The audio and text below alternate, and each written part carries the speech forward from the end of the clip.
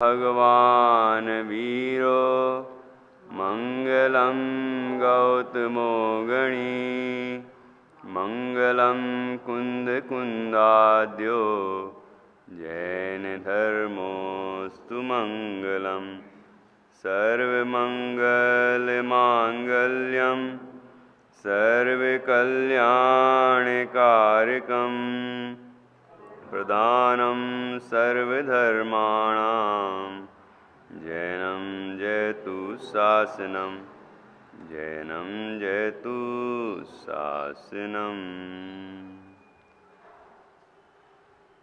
वीर जिनेश्वर को नमो गौतम गणधर लाल काल पंचमादि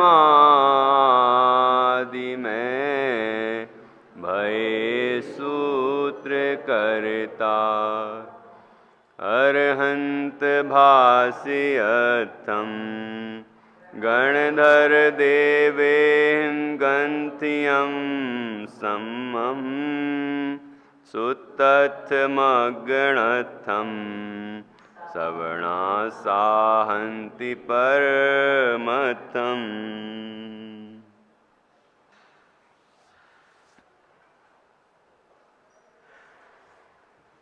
आचार्य श्री कुंद कुंद देव द्वारा रचित यह अष्टपाहुड़ परमागम है। इसका दूसरा पाहुड़ है सूत्र पाहुड़। इसकी दूसरी गाथा चल रही है। पहली गाथा में यद्यपि नमस्कार शब्द का प्रयोग नहीं है, लेकिन यह सूत्र की महिमा है, सूत्र की महिमा रूप है, यही मंगल है। कई ग्रंथों में कहते हैं कि मंगलाचरण नहीं है, लेकिन आचार्यों ने सिद्ध किया कि उसमें महिमा है, इसीलिए वह ही मंगलाचरण है। तो यहाँ पर भी सूत्र की महिमा बताई है, महिमा गर्भित सूत्र का स्वरूप बताया है, तो वही इसका मंगलाचरण है। क्योंकि आठों पाहुड़ में मैंने देखा है कि सभी जगह मंगलाचरण है, तो इसमें यही मंगलाचरण होना चाहिए। इसलिए अपन यही पढ़ा करेंगे, जिससे याद भी हो जाएगा। और हाँ, बहुत बढ़िया। आचार्यों की हर बात मंगल है, एक एक गाथा मंगल है, इसलिए बड़े अपन आदर से पढ़ते हैं ना, सभी विनय पूर्वक पढ़ते हैं। और अब देखिए यहाँ दूसरी गाथा है, जिसमें आचार्य परंपरा बताई है कि सूत्र जो प्रवर्तित हुआ है, सूत्र का जो प्रतिपादन है और हम सबको प्राप्त है, वह आचार्यों की परंपरा से प्राप्त है। भगवान सर्वज्ञ देव ने वह सूत्र प्रतिपादित किया और गणधर और आचार्यों की परंपरा से वह हम तक पहुंचा है। इसलिए ये मूल जो धारा है वही है, वो विकृत नहीं हुई है। जो विकृत हैं वो तो मूल संग से बाह्य हैं। तो यहाँ पर वही परंपरा बताने के लिए दूसरी गाथा है। दूसरी गाथा पढ़ेंगे। सुत्तम निजम सुदिष्ठम आयर्य परम पूरेण मज्ञेण नाऊण दुविह सुत्तम वठदि शिव मग जो भव्य हैं वे सूत्र में उपदेष्ट शिव मग जाने कर जिन परंपरा से समागत शिव मार्ग में वर्तन करें। आचार्य की परंपरा से यह द्वादशांगमयी जिनवाणी का मूल सार हम तक पहुंचा है। यही बात बताने के लिए यहाँ पर परंपरा का ज्ञान कराया। तो भगवान तीर्थंकर अंतिम तीर्थनायक महावीर स्वामी हुए और उसके बाद फिर 3 केवली, फिर 5 श्रुत केवली, फिर 11 अंग और 10 पूर्व के ज्ञाता, उसके बाद 1 अंग के ज्ञाता है, और फिर उसके बाद फिर उसी अंग के कुछ अंश मात्र के ज्ञाता आचार्य हुए। और उसके बाद भी उसी परंपरा से, वो मूल धारा से जुड़कर जो लेखन आचार्यों ने किया है, उससे वह मूल परंपरा विच्छिन्न नहीं हुई है, वह ज्यों की त्यों प्रवर्तित हुई है, यथार्थ प्ररूपण हुआ है। तो उसका ज्ञान यहाँ पर कराया गया है। जैसे कि अध्यात्म के शास्त्र जो लिखे जाते हैं, तो वो उसमें मूल कुंद आचार्य, क्योंकि द्वितीय श्रुत स्कंद समय सार आदि परमागम को कहा जाता है। तो जो भी आगे के ग्रंथ लिखे गए अध्यात्म के, वे सब उस मूल परंपरा से हैं, वहाँ से मेल खाते हैं पूरे। और जो प्रथम श्रुत स्कंद है, सठखंडागम ग्रंथ, तो कर्णानियों के जो भी ग्रंथ लिखे जाते हैं, जिसको हम आगम कहते हैं, तो वो उस धारा पे चलते हैं। तो इस तरह मूल धाराएं कहीं भी विच्छिन्न नहीं हुई। और चरणानियों के भी जो ग्रंथ हैं, वो भी इन्हीं आचार्यों में से आचार्यों ने लिखे हैं। और प्रथमानियों के ग्रंथ भी मूल धारा में हैं, जैसे जिनसेन आचार्य ने भी प्रथमानियों का ग्रंथ लिखा है। इसके पहले भी भले ही वो कथा रूप में नहीं थे, है ना, लेकिन उनका उल्लेख है कि पूरा, जैसे अमुक तीर्थंकर के पिता का नाम, माता का नाम, और उनके बोधि वृक्ष कौन सा है, कि नक्षत्र कौन सा था, कि क्या था, वो सारा वर्णन त्रिलोय परिणति जैसे ग्रंथ है। ऐसे और भी जो मूल ग्रंथ हैं उसी समय के, उनमें वो सब लिखा गया है, कथा रूप में नहीं थे। फिर धीरे धीरे बाद में आचार्यों ने, जो परंपरा से चला आ रहा था, जैसे कथा जो चलती है वो परंपरा से चलती रहती है, उनके आचार्य ने अपने शिष्यों को बताई, उनने अपने शिष्यों को बताई, तो वो परंपरा, जो कथाओं की परंपरा है, वह भी फिर बाद में लिपिबद्ध हुई।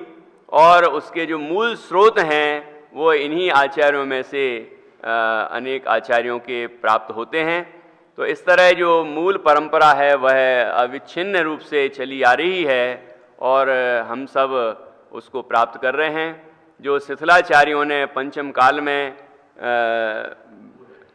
जो भी गलत प्रतिपादन किया है, तो वह मूल धारा में नहीं है, और हम सबको मूल धारा को समझना चाहिए, और उसके अनुसार ही अपनी श्रद्धा, ज्ञान और आचरण करना चाहिए। तो यही यहाँ पर कहा गया है। अब आगे बढ़ते हैं हम।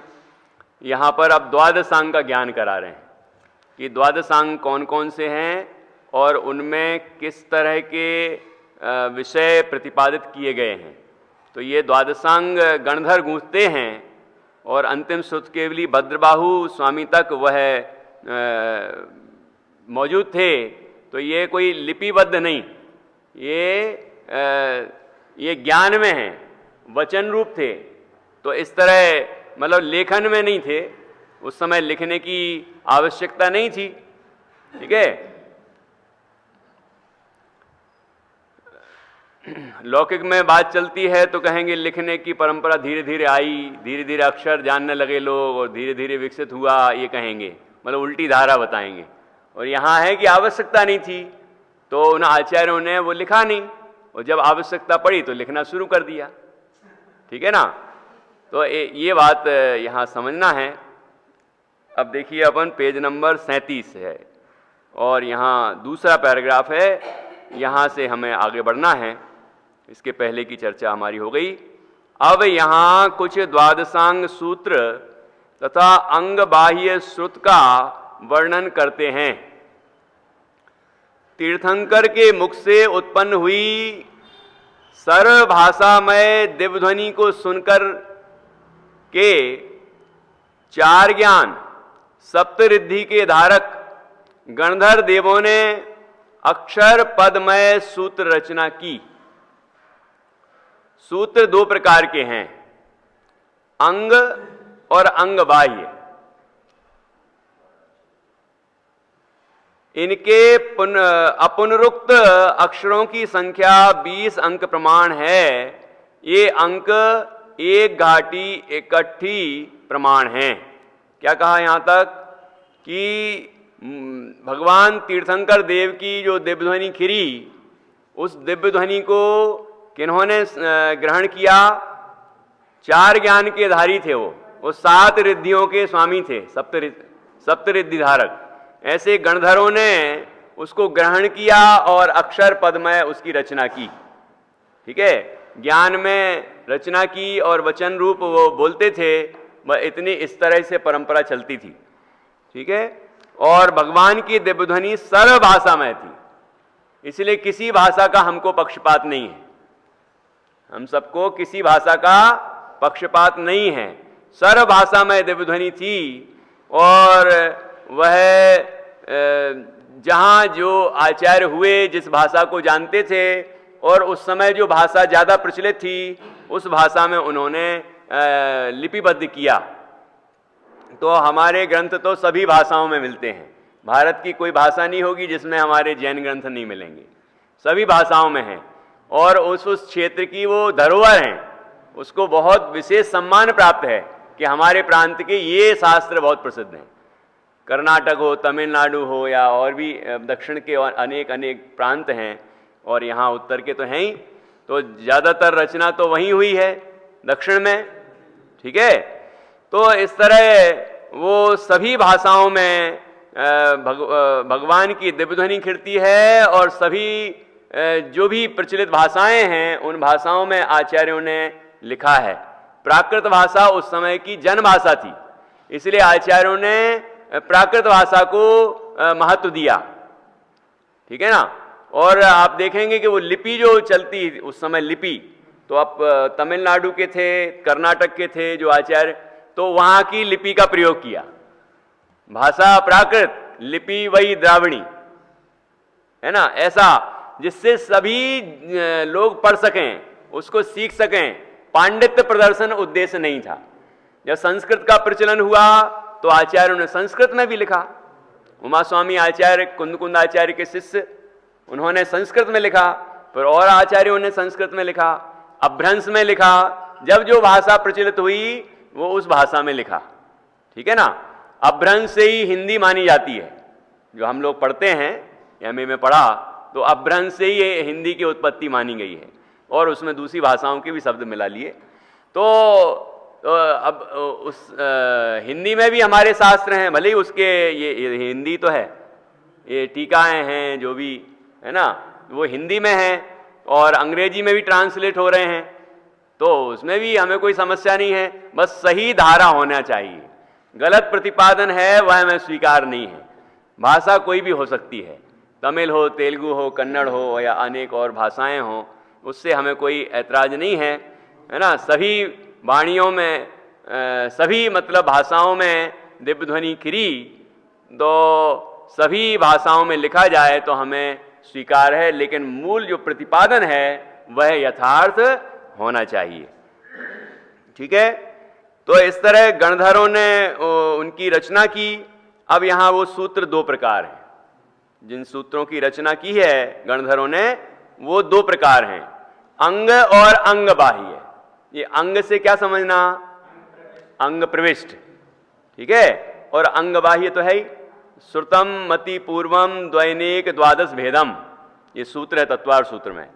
श्रुतम मति पूर्वम, श्रुत ज्ञान मति ज्ञान पूर्वक होता है, और उसके 2 अनेक और 12 भेद होते हैं। तो 2 भेद होते हैं, तो 2 भेद ये समझना, अंग बाह्य और अंग प्रविष्ट। फिर अंग बाह्य के अनेक, है ना, अनेक भेद हैं, और अंग प्रविष्ट के द्वादश भेदम, 12 भेद हैं। 12 जो भेद हैं अंग प्रविष्ट के, वही द्वादशांग हैं। ठीक है। और अंग बाह्य में अनेक भेद हैं, तो उसमें 14 प्रकीर्णक आदि, 14 प्रकीर्णक जो हैं वो उसमें लिए गए हैं। प्रकीर्णक बोला है, पूर्व नहीं बोला है, वो तो द्वादशांग में ही आते हैं। पूर्व जो हैं वो द्वादशांग में ही आते हैं। 11 अंगों तक भी चर्चा है। उसके बाद 12वां जो अंग है उसके 5 भेद हैं। 5 भेदों में एक पूर्व नाम का भेद है। ये चर्चा सब आएगी यहाँ। है ना, पूर्व नाम का भेद है, उसके 14 भेद हैं, तो 14 पूर्व हो गए। इस तरह तो अब देखते हैं यहाँ क्रम से सारी संक्षिप्त में जानकारी दी गई है, उसको हम पढ़ते हैं। इनके अपुनरुक्त अक्षरों की संख्या, जो फिर से नहीं कहे जाएं, ऐसे अपुनरुक्त, पुनः उक्त, जो पुनः मतलब फिर से, उक्त मतलब कहे जाना, और मतलब नहीं, जो फिर से नहीं कहे जाएं मतलब एक ही बार कहे गए हैं, वैसे अक्षर कितने हैं? वैसे अक्षरों की संख्या 20 अंक प्रमाण है, मतलब वो अक्षर रिपीट नहीं होंगे, है ना, उनको दोहराया नहीं जाएगा आगे, वो नए ही नए होंगे। तो वे कितने हैं? 20 अंक प्रमाण हैं। ये अंक एक घाटी इकट्ठी प्रमाण हैं। अब यहाँ जो वर्णन आएगा तो वो हमें श्रद्धापूर्वक उसको समझना है, और जो विशिष्ट विद्वान हैं करणानियों के, उनसे हम और सीख सकते हैं कि ये क्या मतलब, इसका क्या विस्तार है इसके बारे में, और बड़े शास्त्रों में ये विशेष रूप से मिलता है, तो उनसे हम समझ सकते हैं। और जितना समझ में नहीं आए उतने की हम श्रद्धा रखें, और जितना समझ में आए उतनी हम कोशिश करें। देखो, ये अंक एक घाटी इकट्ठी प्रमाण है। ये अंक कोई सीए है क्या यहाँ पर? ये पढ़ दो जरा, कितने? ये 20 अंक प्रमाण है। तो इसको कैसे पढ़ेंगे? ऐसे नंबर से पढ़ना पड़ेगा, है ना। मतलब आप पीछे से यदि इकाई, दहाई, सैकड़ा, हजार, 10,000 ऐसे पढ़ोगे तो वो संख्या पहुंच नहीं पाएगी वहां तक। मतलब जितनी हम संख्याएं जानते हैं उससे वो आगे की संख्या है, ठीक है ना। इसलिए ऐसा लिखा जाता है 20 अंक प्रमाण।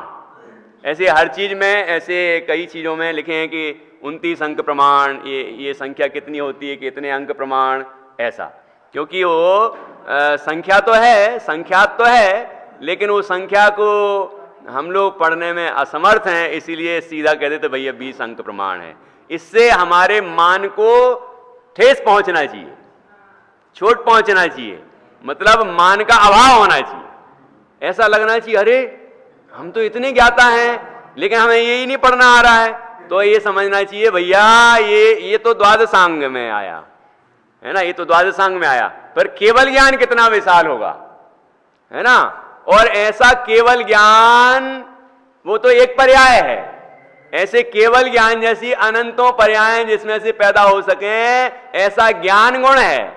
और ऐसा ज्ञान गुण मेरा स्वभाव है, तो मैं अपने ज्ञान स्वभावी आत्म तत्व को जानूं तो ऐसा महान ज्ञान प्रकट हो सकता है। ऐसा हमारे अपने वैभव की हमें महिमा आना चाहिए, क्षयोपशम की महिमा नहीं आना चाहिए। यही बात है कि क्षयोपशम की महिमा ना आए। ऐसा लिखा है जिसको ज्यादा मान हो रहा हो कि मैं बहुत अभ्यासी हूं, बहुत ज्ञाता हूं, तो उन्हें करणानियों के शास्त्रों का अभ्यास करना चाहिए। तो बड़े बड़े करणानियों के शास्त्र पढ़ने वाले भी यही कहेंगे ये तो 20 अंक प्रमाण है ना। जितना आचार्यों ने लिखा है उतना वो जानते हैं, ठीक है ना। तो इसमें अपन भी इस तरह ही जानेंगे, और कहीं भी अपने हृदय में कहीं भी किसी कोने में मान होगा तो वो अभाव हो जाए, ठीक है ना। और जिसको ऐसे प्रमाद हो रहा हो तो उसे चरणानियों के शास्त्र पढ़ना चाहिए। चरणानियों के शास्त्र पढ़ेंगे तो प्रमाद दूर होगा, ठीक है। और शिथिलता आ रही हो कि नहीं, ऐसे लोग तो दिखते ही नहीं है आजकल कि ऐसे महान व्रतों का पालन करें, ऐसे केवल ज्ञान प्राप्त करें, ऐसी साधना करने वाले हों, तो प्रथमानियों के शास्त्र पढ़ें। प्रथमानियों के शास्त्र पढ़ेंगे तो क्या होगा कि हमें पता चलेगा कि ये कार्य ऐसा नहीं कि किसी ने नहीं किया है, ये करने वाले एक नहीं है, अनेक हैं। तो उससे उत्साह पैदा होगा, है ना, हमारे अंदर उत्साह जागृत होगा और हम उस मार्ग में आगे बढ़ेंगे, ठीक है ना। और जब और भेद विज्ञान ही ना हो, है ना, सच्चा वैराग्य ना जाग रहा हो, तो अध्यात्म के शास्त्र तो मूल ही हैं, वही पढ़े जाएंगे। कि मूल शास्त्र अध्यात्म के शास्त्र पढ़ेंगे, सुनेंगे, तो अंदर में भेद विज्ञान जागृत होगा और द्रव्यानियों के अनुसार हमें अपनी श्रद्धा बनानी चाहिए, अंदर का श्रद्धा ज्ञान चारित्र, और बाह्य आचरण चरणानियों के अनुसार होना चाहिए, ठीक है, और परिणाम हमारे करणानियों के अनुसार होने चाहिए। और हम जब इस तरह होंगे तो हम ही प्रथमानियों के पात्र बन जाएंगे। हम भी तो प्रथमानियों के पात्र बन सकते हैं कि नहीं बन सकते? कार्य करेंगे तो बनेंगे, ठीक है। देखो ऐसा यहां समझना। अब हम इनको अंक में ही पढ़ेंगे। 1 8 4 4। अखिल जी आप पढ़ने की कोशिश कर रहे थे, कुछ हिसाब लगा पाए?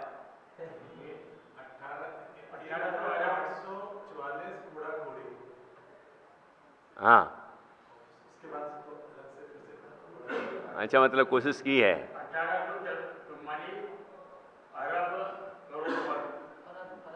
अच्छा, जो वो जो नीचे लिखे हैं वो पढ़ रहे हैं क्या? अच्छा, ऊपर वाला पढ़ रहे हैं। तो ऐसे पढ़ते हैं अपन। 1 8 4 4 6 7 4 4 0 7 3 7 0 9 5 5 1 6 1 5। अब इसको यदि इकाई दहाई वगैरह से पढ़ने में आ रहा हो तो बताना मुझे, फिर कल पढ़ के बता दूंगा। इतने अक्षर हैं, इनके पद करें तब एक मध्य पद के अक्षर, इनके पद करें तब एक मध्य पद के अक्षर, एक मध्य पद, जो मध्य पद है ना उसके अक्षर कितने होंगे? उसके अक्षर यहां लिखें 1634 करोड़ 83 लाख 7,888 कहे हैं। इनका भाग देने पर 112 करोड़ 83 लाख 58,005 इतने पावें। ये पद 12 अंग रूप सूत्र के पद हैं और अवशेष 20 अंकों में अक्षर रहे। ये अंग बाह्य सूत्र कहलाते हैं। देखो ये इतने जो पद गिना दिए, इनको कहा है कि ये 12 अंग रूप सूत्र के पद हैं, और जो बचे हुए हैं 20 अंकों में, है ना, अवशेष 20 अंकों में अक्षर रहे, ये अंग बाह्य सूत्र कहलाते हैं। ये 8 करोड़ 1,18,175 अक्षर हैं। इन अक्षरों में 14 प्रकीर्णक रूप सूत्र रचना है। ये 14 प्रकीर्णक अंग बाह्य के अंदर ही आते हैं, ठीक है। अब इन 12 रूप सूत्र रचना के नाम और पद संख्या लिखते हैं। प्रथम अंग आचारांग है। पहला कौन सा? आचारांग। नाम भी याद करना है। आचारांग। पहले तो मूल सूत्र 2 कहे, अंग बाह्य और अंग प्रविष्ट, और अंग प्रविष्ट के द्वादशांग 12 भेद हैं। द्वादशांग जिनको कहते हैं 12 अंग, और अंग बाह्य के अनेक भेद हैं, लेकिन उसमें ही 14 प्रकीर्णक आते हैं। अब ये यहां पर बताया पहला अंग, प्रथम अंग आचारांग है। इसमें मुनीश्वरों के आचार का निरूपण है। इसके पद 18,000 हैं। ये इसमें मुनिराज के आचरण का वर्णन है, ठीक है ना। इतना तो अपन नाम से भी समझ जाएंगे। ये आचारांग, तो इसमें आचार का वर्णन है, मतलब मुनिराजों का जो आचरण है, महाव्रत आदि, और जो भी बाह्य तप हैं, मूल गुण और उत्तर गुण हैं, उन सभी का वर्णन इसमें है। आचारांग मुनीश्वरों के आचार का निरूपण है। इसके पद 18,000 हैं। दूसरा सूत्रकृत अंग है, जिसको इकट्ठा बोलते हैं सूत्रकृतांग। संधि करके बोलेंगे तो सूत्रकृतांग, ये दूसरा अंग हो गया। कौन सा दूसरा? सूत्रकृतांग। इसमें ज्ञान का विनय आदिक अथवा धर्म क्रिया में स्वमत परमत की क्रिया के विशेष का निरूपण है। इसके पद 36,000 हैं। तो इसमें ज्ञान की विनय आदि के संबंध में है, और धर्म क्रिया में स्वमत और परमत की क्रिया, स्वमत की क्रिया और परमत की क्रिया के संबंध में विशेष निरूपण किया गया है। इसके पद 36,000 हैं। तीसरा अंग, तीसरा स्थान अंग है, तो इसको संधि करेंगे तो स्थानांग, स्थानांग होता है ना, स्थानांग, तो स्थानांग हो गया तीसरा। इसमें पदार्थों के एक आदि स्थानों का निरूपण है। जैसे जीव सामान्य रूप से एक प्रकार, विशेष रूप से दो प्रकार, तीन प्रकार इत्यादि ऐसे स्थान कहे हैं। इसके पद 42,000 हैं। तो अब इसमें अपन जब पढ़ रहे हैं तो ये देखते जाएं कि इनमें से हम सबको कितना कितना आता है। मतलब उसका सार तो आता ही है ना, द्वादशांग का जो सार है वो सारभूत ज्ञान तो अभी भी है मौजूद, तो उसमें से अपन को कितनी जानकारी है वो भी अपन देखते जाएंगे। चौथा है समवाय अंग, समवायांग है ना, तो समवाय अंग है। इसमें जीवादि के 6 द्रव्यों का द्रव्य क्षेत्र कालादि द्वारा वर्णन है। इसके पद 1,64,000 हैं। ठीक है, 1,64,000 हैं इस समवायांग। तो 4 अंग हो गए, कौन कौन से? आचारांग, सूत्रकृतांग, स्थानांग और समवायांग, ये 4 हो गए। 5वां व्याख्या प्रज्ञप्ति अंग है। इसमें जीव के अस्ति नास्ति आदि 60,000 प्रश्न गणधर देवों ने तीर्थंकर के निकट किए, उनका वर्णन है। इसके पद 2,28,000 हैं।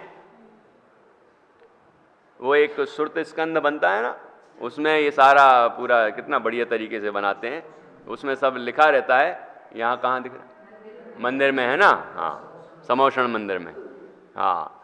तो इस तरह उसमें ये सब अपन को पढ़ने मिल सकता है। तो उसकी अपन, उसके जितने पद हैं उन सब की विनय तो कर ही सकते हैं।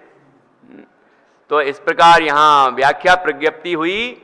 इसमें व्याख्या प्रज्ञप्ति जो 5वां अंग है, इसमें जीव के अस्ति नास्ति आदिक 60,000 प्रश्न गणधरों ने तीर्थंकरों के निकट किए, उनका इसमें संकलन है। मतलब उसमें ये आते हैं, वो ये व्याख्या प्रज्ञप्ति कहलाती है।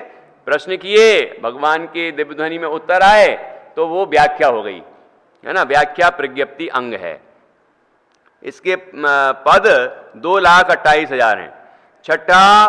छठा है ज्ञात्री धर्म कथा नाम का अंग है।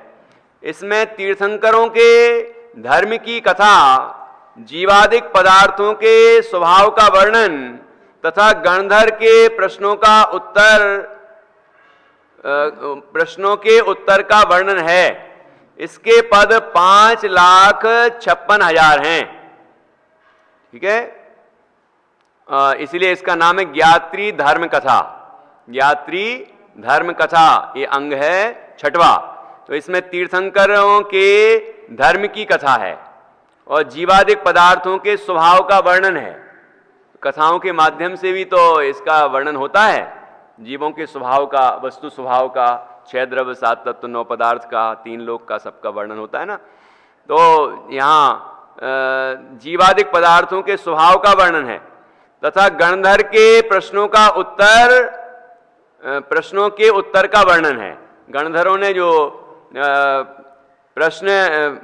गणधरों के प्रश्नों का उत्तर का वर्णन है, तो इसमें भी प्रश्नों के उत्तर होंगे, तो ये इसका वर्णन किया गया है। इसके पद 5,56,000 हैं। 7वां उपास का अध्ययन, क्या नाम है? उपास का अध्ययन नाम का अंग है। इसमें देखो उपासक अध्ययन, उपासका अध्ययन है ना, तो उपासकों की बात है इसमें, उपासका अध्ययन। इसमें 11 प्रतिमा आदि श्रावक के आचार का वर्णन है। इसके पद 11,70,000 हैं। तो मुनिराज के आचरण का वर्णन किसमें बताया था? आचारांग में। और श्रावकों के आचार का वर्णन है उपासकाध्यायन। उपासकाध्यायन ये 7वां नंबर का जो अंग है इसमें बताए हैं। 8वां अंतःकृत दशांग नाम का अंग है, अंतःकृत दशांग। इसमें एक एक तीर्थंकर के काल में 10-10 अंतःकृत केवली हुए उनका वर्णन है। प्रत्येक तीर्थंकर के काल में ये कितने कितने अंतःकृत केवली हुए, 10-10 उनका वर्णन है। इसके पद 23,28,000 हैं। 9वां अंतःकृत केवली, अंतःकृत अनुबद्ध केवली होते हैं। अंतःकृत के मैं थोड़ा देख के आऊंगा, अंतःकृत केवली। अब वो केवल ज्ञान नहीं, मैं अभी नहीं बोलूंगा, पहले मैं पक्का करके आऊंगा। वो अगले दिन फिर सुधारना पड़ता है, इसलिए पहले मैं पक्का ही करके आऊंगा। 9वां अनुत्तरोपादक नाम का अंग है, अनुत्तरोपादक। इसमें एक एक तीर्थंकर के काल में 10-10 महामुनि घोर उपसर्ग सहकर अनुत्तर विमानों में उत्पन्न हुए उनका वर्णन है। प्रत्येक के काल में 10-10 महामुनि ऐसे हुए कि जिनने घोर उपसर्ग सहन किया और वो अनुत्तर विमानों में उत्पन्न हुए। अनुत्तर विमान कितने होते हैं? 5 अनुत्तर विमान होते हैं, ठीक है। उनमें सर्वार सिद्धि भी है, उनका वर्णन है। इसके पद 92,44,000 हैं। 10वां प्रश्न व्याकरण, ये पूरा इकट्ठा होगा। प्रश्न व्याकरण नाम का अंग है। इसमें अतीत अनागत काल संबंधी क्या है, ध्यान से सुनो। इसमें देखो, इसकी विनय करेंगे तो हो सकता है थोड़ा ज्ञान हमको विशेष प्रकट हो जाए, क्योंकि ये द्वादशांग की विनय करते हैं ना तो अपने आप ज्ञान खिलेगा अंदर। जिनवाणी की विनय करने से खिलता है, ये फायदा है उसका। इसलिए भले ही अपन को नहीं उतना समझ में आएगा, जितना आएगा उतना समझ लेंगे, लेकिन इतना तो समझ में आएगा कि ये द्वादशांग क्या है ना, और उसकी विनय करने का एक अवसर है। तो 10वां प्रश्न व्याकरण नाम का अंग है। इसमें अतीत अनागत काल संबंधी शुभाशुभ का प्रश्न कोई करे, उसका उत्तर यथार्थ कहने के उपाय का वर्णन है। कि कोई अतीत संबंधी, अनागत, अतीत मतलब भूतकाल, अनागत अर्थात भविष्यकाल संबंधी शुभाशुभ, शुभ और अशुभ का प्रश्न कोई करे, उसका उत्तर यथार्थ कहने के उपाय का वर्णन इसमें किया गया है। तथा आक्षेपणी, विक्षेपणी, संवेदनी, निर्वेदनी, इन 4 कथाओं का भी इस अंग में वर्णन है। इसके पद 93,16,000 हैं। ये जो 4 कथाएं बताई हैं यहाँ पर, इसका वर्णन आदि पुराण में है, प्रारंभ में ही। मैं सोच रहा था इनको पक्का करके आऊंगा, लेकिन पक्का नहीं कर पाया, मैं कल ही बताऊंगा इसको भी। आक्षेपणी, विक्षेपणी, संवेदनी और निर्वेदनी तो स्पष्ट ही है। संवेग जैसे अपन ने समझा था, संवेग तो धर्म और धर्म के फल में उत्साह का होना, तो इस तरह उत्साह बढ़ाने वाली जो कथाएं हैं वो संवेदनी हैं। और निर्वेदनी मतलब वैराग्य, तो संसार शरीर और भोगों से विरक्ति का परिणाम वो निर्वेद है। तो इस तरह की जो कथाएं हैं वो निर्वेदनी हैं। यहाँ आक्षेपणी और विक्षेपणी में एक वीतराग कथा है और एक विजिगीषु कथा है। वो उस दिन बाद कथा बोल दिया था, विजिगीषु कथा। वादी और प्रतिवादी के बीच में जो जय पराजय के लिए जो कथा होती है वो विजिगीषु कथा होती है। वाद विवाद होता है ना, जिसमें दो मतों के बालों के बीच में, जैसे अकलंक देव आचार्य और अन्य जो दूसरे मत के हुए, तो उनके बीच में धर्म मतलब वाद विवाद होता है न्याय के। ऐसा नहीं होता लड़ाई झगड़ा हो रहा है। वाद विवाद ऐसा होता है कि जो जिसकी बात सिद्ध हो जाएगी है ना, वो सामने वाला भी उस धर्म को अपना लेगा, क्योंकि वो भी बुद्धिमान है, वो भी ये सोचता है कि हो सकता है हम कहीं गलत हों, तो जो जो सही होगा उसको हम मान लेंगे। इतनी सरलता थी, ठीक है ना। तो यहाँ इन दोनों में बस थोड़ा सा मुझे संदेह है कि इनमें से कौन सी आक्षेपणी और विक्षेपणी में से कौन सी किसमें है। तो विजिगीषु कथा वो वाद विवाद होता है उसमें, और जय पराजय का उसमें निर्णय होता है, ठीक है ना। और जो वीतराग कथा है वो गुरु शिष्य के बीच में होती है।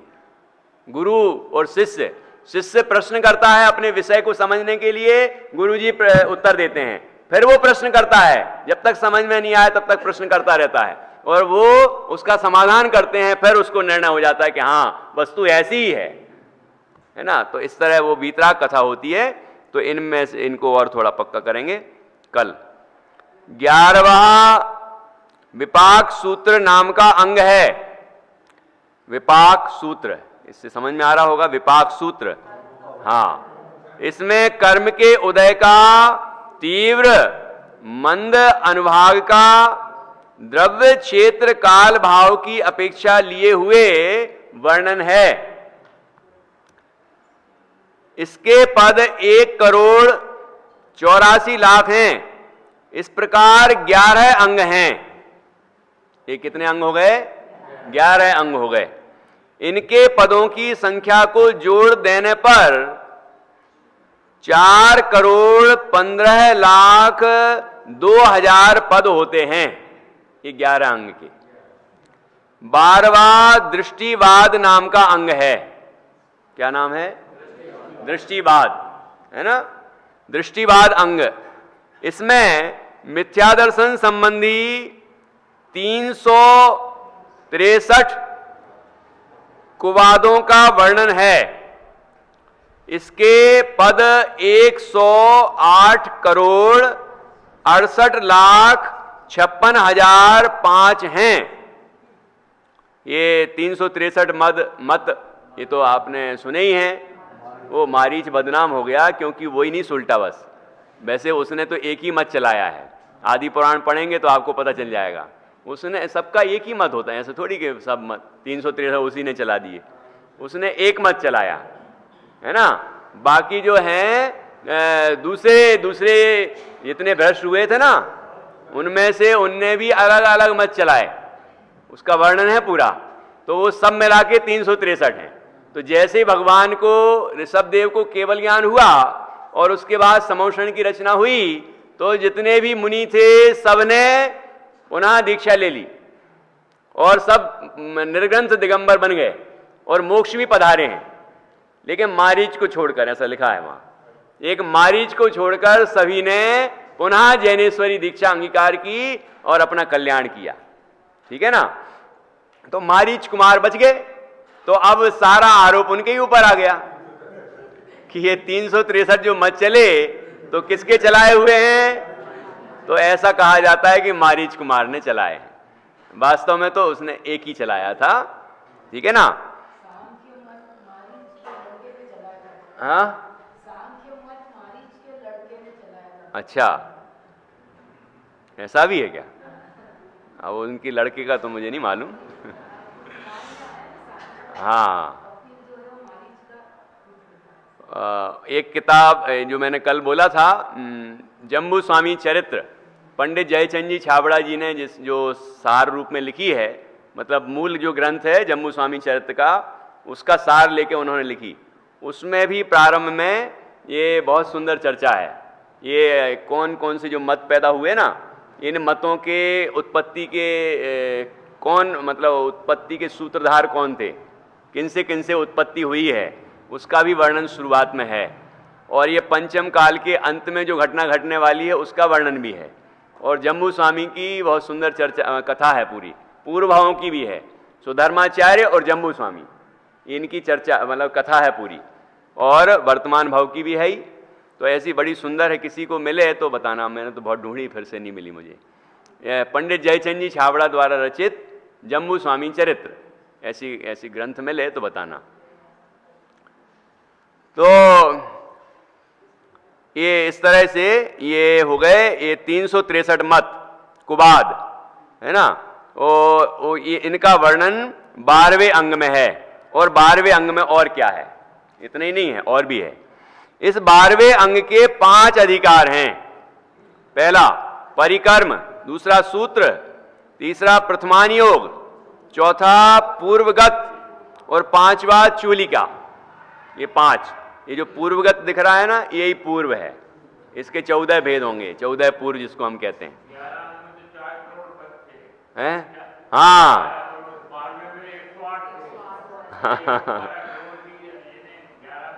हाँ बिल्कुल। परिकर्म में अब ये एक एक का वर्णन करना शुरू कर दिया है ना। तो परिकर्म में गणित के कर्ण सूत्र हैं। परिकर्म पहला, मतलब 12वें अंग के 5 अधिकारों में पहला अधिकार है परिकर्म। और परिकर्म में गणित के कर्ण सूत्र हैं। ये है गणित, ठीक है। इनके 5 भेद हैं, वो पहले के चल रहा अभी, सबके क्रम से आएंगे। प्रथम चंद्र प्रज्ञप्ति है।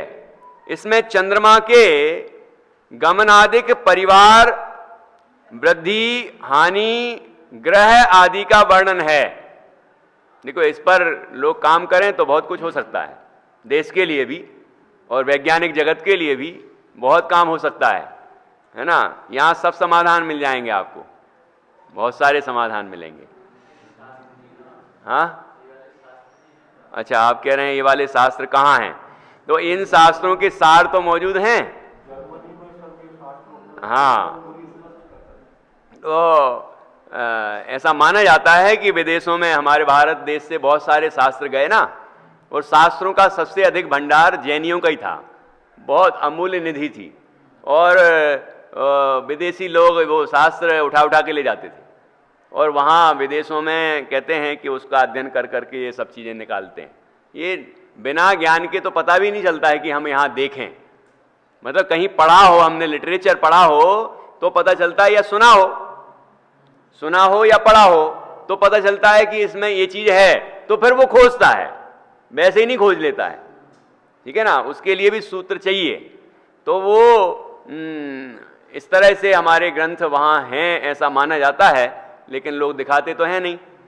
तो ऐसा भी कहते हैं कि आचार्य समंत भद्र स्वामी ने जो तत्वार सूत्र पर गंधहस्ती महाभाष्य लिखा है वो जर्मनी में है, ऐसा बोलते हैं। बाकी जर्मन गए जो लोग, उनने कहा कि हमने तो नहीं देखा, हमने लाइब्रेरी भी ढूंढी लेकिन हमें नहीं मिला। तो वहाँ के लोगों से ही पूछा होगा तो नहीं मिला। अब हो सकता है छिपा के रखते हो, जो भी हो। तो अब जो जो उपलब्ध है हमारे पास है, उसका तो हम स्वाध्याय कर सकते हैं ना। और यहाँ भी भारत देश में भी हमारे जैन ग्रंथों को कई लाइब्रेरी ग्रंथालय के ग्रंथालय जला दिए। बोलते हैं 6-6 महीने तक होली जलती रही। इतने शास्त्र थे, और उसके बाद भी आज इतने शास्त्र हैं कि वो सभी पूरे भारतवर्ष में मतलब पूरे भारतवर्ष में मिलते हैं, इतने शास्त्र हैं। और कई राज्यों के वो प्रधान शास्त्र माने जाते हैं, है ना। उनको विशेष स्थान प्राप्त है, सम्मान प्राप्त है। तो अब जितना है उपलब्ध उतना ही हम स्वाध्याय कर लें तो बहुत बड़ी बात हो जाएगी, है ना। उतना स्वाध्याय करना भी मुश्किल है, ठीक है ना। क्योंकि अंतोणत्वी स्वीणम मतलब वही सूत्र शास्त्र। अंतोणत्ति स्वीणम कालो थो वयम। स्वीणम कालो अर्थात थोड़ा काल है, स्वीणम मतलब वहां थोड़ा है। अंतोणत्ति स्वीणम कालो थो वयम च दुम्मेहा तम नवर सिक्खियव्यम जी जर मरण खयम कुणदी। इसका तात्पर्य है शास्त्रों का अंत नहीं है, काल थोड़ा है, ठीक है। और उम्र जो आयु है वो और थोड़ी सी है, और वो भी कई विसंगतियों से और कठिनाइयों से भरी हुई है जो आयु है वो भी, ठीक है। तो क्या करना है कि तम नवर सिक्खि अव्यम जी, कि हे जीव वह शिक्षा ग्रहण कर लो जर मरण खयम कुणदी, जिससे हमारे जन्म मरण का अभाव हो जाए। ऐसा अजमेर में जो सीमंधर जिनालय है ना, वहां पर ऐसा लिखा हुआ है। ये वहाँ एक बार गए थे, वहाँ बहुत सारे पर आगम मंदिर है ना वहाँ पर, मतलब श्रीमंदिर जिनालय ही बाहर ऐसा लिखा हुआ है बहुत सारा। तो वहाँ नज़र गई, ये पढ़ा, कितना जोरदार ये गाथा थी, उसका अर्थ भी लिखा था, इतना आनंद आया वो पढ़ के। तो ऐसे हमें क्या सीख लेना है जिससे हमारे जन्म मरण का अभाव हो जाए, मूल प्रयोजनभूत शिक्षा वो ग्रहण कर लेनी है। और इसके अतिरिक्त जो भी इसी बात के लिए जितना भी समय है हमारे पास, उसका पूरा उपयोग इसी के लिए ही करना चाहिए। ऐसा नहीं कि हमने तो जन्म मरण के अभाव का उपाय सीख लिया है, अब टीवी देख लो, अब निंदा प्रशंसा कर लो, अब दुनिया भर की बातें कर लो। ये नहीं कह रहे हैं, मूल प्रयोजनभूत बात पहले सीखने की है। इसके अतिरिक्त समय है तो और चारों अनियों का अभ्यास करना चाहिए, क्योंकि सब में वही उपाय है, तो उससे हमारा उपाय पुष्ट होता है, आगे बढ़ने की भावना पैदा होती है। ठीक है ना। तो इस प्रकार यहां पर ये जो परिक्रम प्रज्ञप्ति है, परिक्रम नाम का भेद है 12वें अंक का, उसके अंदर 5 भेद हैं। वो 5 भेदों में पहला है चंद्र प्रज्ञप्ति। इसमें चंद्रमा के गमनादिक परिवार वृद्धि हानि किस तरह वो बढ़ता है, किस तरह है ना, और हानि होती है, उसका क्या गणित है, कि किस तरह काल विभाजन होता है, उस सारा वर्णन है। और अभी भी हमारे पास जो शास्त्र उपलब्ध हैं, त्रिलोक सार आदि, त्रिलोक परिणति है और भी हैं, तो उनमें भी ये सभी वर्णन मिलते हैं, है ना। उनका संक्षेप सरल भाषा में वर्णन प्राप्त होता है, तो उस पर अध्ययन किया जा सकता है। वृद्धि हानि ग्रह आदि का वर्णन है। इसके पद 36,05,000 हैं। दूसरा सूर्य प्रज्ञप्ति है। इसमें सूर्य की रिद्धि गमन परिवार गमन आदि का वर्णन है। इसके 5 लाख, इसके पद 5,03,000 हैं। ठीक है, ये सूर्य के संबंध में। और चंद्रमा इंद्र है और सूर्य प्रति इंद्र है। सूर्य पास में है, चंद्रमा दूर है। अब दुनिया तो उल्टा मानती है। अब जैन दर्शन के हिसाब से मानेंगे तो वो सारी बातें सिद्ध भी होंगी, है ना। ऐसा नहीं कि सिद्ध नहीं किया है, सिद्ध भी किया है। ठीक है। तीसरा जम्बू प्रज्ञप्ति है। इसमें जम्बूद्वीप संबंधी मेरुगिरी क्षेत्र कुलाचल आदि का वर्णन है। जम्बूद्वीप संबंधी सभी वर्णन है इसमें। इसके पद 3,25,000 हैं। चौथा द्वीप सागर प्रज्ञप्ति है। इसमें द्वीप सागर का स्वरूप तथा वहां स्थित ज्योतिषी व्यंतर भवनवासी देवों के आवास तथा वहां स्थित जिन मंदिरों का वर्णन है। इसके पद 52,36,000 हैं। ये चौथा भेद हो गया, द्वीप सागर प्रज्ञप्ति। 5वां भेद है व्याख्या प्रज्ञप्ति। वहां वो अंग था, एक 5वें नंबर का अंग भी था ना, व्याख्या प्रज्ञप्ति अंग, और यह व्याख्या प्रज्ञप्ति है जो परिक्रम का एक 5वां नंबर का भेद है। इसमें जीव अजीव पदार्थों के प्रमाण का वर्णन है। इसके पद 84,36,000 हैं। इस प्रकार परिक्रम के 5 भेदों के पद जोड़ने पर 1,81,05,000 होते हैं। ये हो गए पहले भेद के, मतलब परिक्रम के हो गए। इसके बाद है 12वें अंग का दूसरा भेद सूत्र नाम का है। सूत्र है दूसरे का नाम। इसमें मिथ्या दर्शन संबंधी 363 कुवादों का पूर्व पक्ष लेकर उनको जीव पदार्थ पर लगाने आदि का वर्णन है। इसमें ये अनेक जो मत हैं, उनमें यही तो है कि जीव के संबंध में वो क्या मानते हैं, तत्व क्या मानते हैं, पदार्थ क्या मानते हैं, विश्व की रचना, विश्व का स्वरूप क्या मानते हैं, वस्तु स्वरूप क्या मानते हैं। तो वही सब अलग अलग मानते हैं। और उसको मोक्ष को प्राप्त करने की पद्धति क्या है, मोक्ष का मार्ग क्या है ना। मतलब दुख का कारण, सुख और सुख का उपाय, इन 4 बातों पर ही दर्शन अध्ययन करते हैं। ठीक है। तो उनमें जो उनकी मिथ्या उनका पक्ष है उसको यहाँ पर रखा, फिर उसका समाधान किया, खंडन करके यथार्थ मत प्रतिपादित किया। इसके पद 88 लाख हैं। 12वें अंक का तीसरा भेद प्रथमान योग है। ये दूसरा भेद कौन सा हो गया? सूत्र। ये तीसरा भेद है प्रथमान योग। इसमें प्रथम जीव के उपदेश योग्य तीर्थंकर आदि 63 सलाका पुरुषों का वर्णन है। इसके पद 5000 हैं।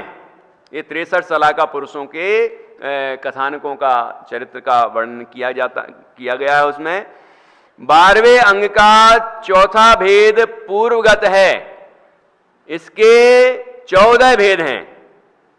प्रथम उत्पाद नाम का है। इसमें जीव आदि वस्तुओं के उत्पाद, व्यय, द्रव्य आदि अनेक धर्मों की अपेक्षा भेद वर्णन है। इसके पद 1 करोड़ हैं। दूसरा अग्रायणी नाम का पूर्व है। इसमें 700 सुनय, दुर्नय का और षड्द्रव्य, सप्ततत्व, 9 पदार्थों का वर्णन है। इसके 96 मतलब 96 लाख पद हैं। ठीक है, तो ये कितने हो गए? 2, मतलब 14 पूर्वों में दो पूर्व की बात हो गई।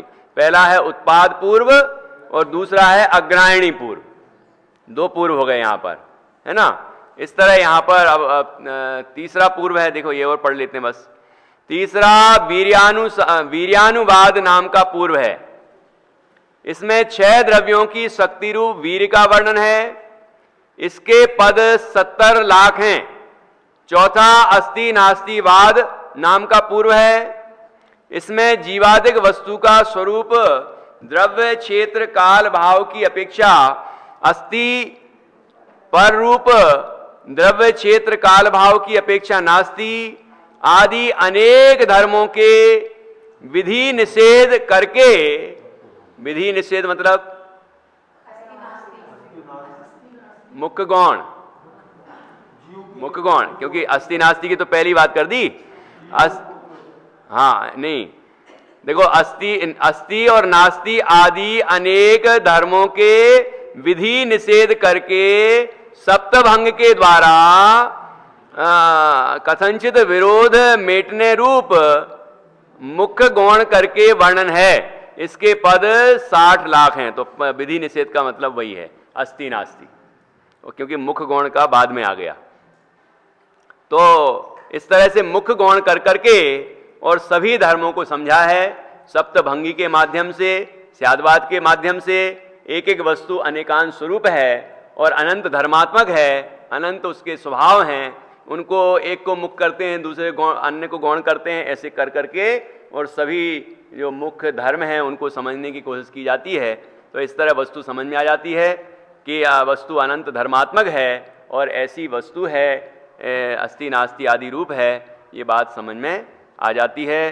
तो इस तरह ये कितने पूर्व हो गए? 14 पूर्वों में से 4 पूर्व हो गए। पहला पूर्व उत्पाद पूर्व, दूसरा अग्रायणी पूर्व और तीसरा वीर्यानुवाद पूर्व और चौथा अस्ति नास्ति प्रवाद पूर्व, अस्ति नास्ति प्रवाद पूर्व। ये इतनी पूर्वों की चर्चा हुई। अब इसके बाद 5वें से लेकर आगे तक के जो मतलब 14 पूर्व हैं उनकी चर्चा होगी और उसके बाद जो अन्य जो दूसरे भेद हैं, ये चूलिका संबंधी भी चर्चा आएगी। तो इसमें हम ये देखेंगे कि इनका सार रूप हमको थोड़ा बहुत ज्ञान है कि नहीं है और शास्त्रों में है कि नहीं है। तो आप अभी जितना पढ़ा हमने, तो इसमें इतना तो समझ में आ गया होगा कि इसका वर्णन संक्षेप में, सार रूप में अन्य ग्रंथों में है उपलब्ध। ठीक है ना। और फिर आगे भी पढ़ेंगे। कल ये गाथा पूर्ण हो जाएगी और सभी कोशिश करें कि इनके नाम याद कर लें, जो नाम तो याद कर ही लें। ठीक है।